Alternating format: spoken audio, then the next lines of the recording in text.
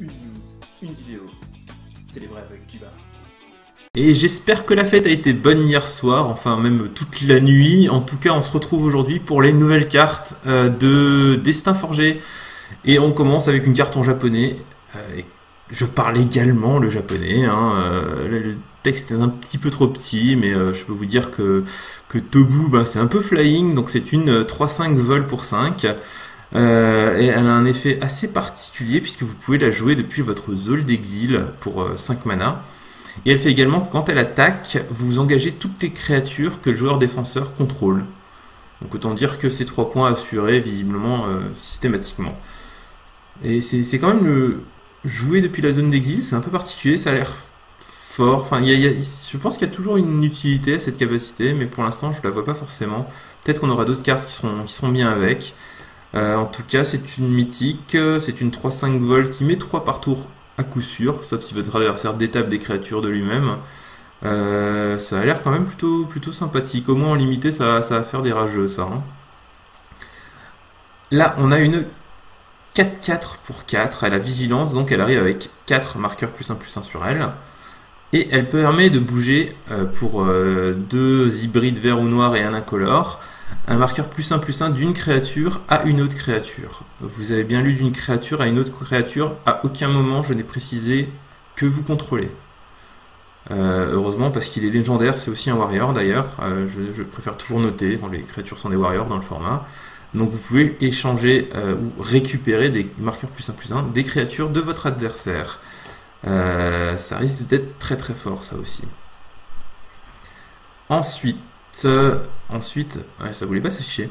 On a encore une carte Kanzu Dragon, donc il va falloir choisir encore une fois. Et de toute façon, à Magic, on sait très bien que dès qu'il faut choisir, ça nous plaît. Vous avez au début de votre tour pioché une carte supplémentaire, puis discardé une carte, donc un coup de loot gratuit tous les tours, ce qui est vraiment très appréciable. Ou alors vous avez tous les sorts que votre adversaire joue et qui vous target ou target un permanent que vous contrôlez, coûte 2 incolores de plus à jouer. Ce qui lui donne plutôt une bonne protection quand même, l'air de rien. Assez intéressant, c'est plutôt bizarre parce que les deux effets n'ont pas forcément envie d'être dans le même deck. Ça pourrait, mais pas forcément. Je sais pas trop qui va trouver la place de mettre une carte comme ça dans son deck. On verra peut-être plus tard. Peut-être quelqu'un qui aura besoin de mettre des choses au cimetière. C'est à voir. Un jeu de Turbo Fog par exemple. Ensuite, on a la grosse révélation de la journée. On a le gros papa des tokens. On avait le Young Pyromancer en M14 ou M15, je sais même plus. Tiens. Là, on a une 2-2 pour 3, le mentor du monastère. Il est 2-2 prouesse. Donc à chaque fois que vous allez jouer un sort, il va gagner +1/+1 jusqu'à la fin du tour, un sort non créature. Mais surtout, à chaque fois que vous allez jouer un sort non créature, vous allez créer un token 1-1 avec prouesse également. Ça fait vraiment le café ce truc-là. À chaque fois que vous jouez un sort, vous créez une 1-1 qui, à chaque fois que vous jouerez un sort, grossira elle aussi. C'est vraiment très bien. Je pense qu'on le verra dans beaucoup de decks celui-là pour le coup. Il y a moyen de builder du tempo autour de lui tout seul. Il est un tout petit peu cher en mana pour builder du tempo, cela dit. Mais dans pas mal de decks, il devrait faire des trucs très intéressants. Ensuite, nous avons une 3-2 prouesse, une créature légendaire. Tiens, je vérifie. Non, il n'était pas légendaire celui d'avant. Donc il est jouable. Donc il est plus jouable pour le coup. Là, on a une 3-2 prouesse qui fait qu'à chaque fois que vous jouez un sort non créature, vous pouvez payer 2 hybrides blanc-rouge. Et si vous le faites, vous donnez double strike à une créature. Ce qui est vraiment plutôt sympathique aussi, double strike. Imaginez, vous jouez foudre sur votre adversaire, vous payez 2 de plus, lui avec prouesse il devient 4, et 4 double strike s'il n'y a que lui sur table.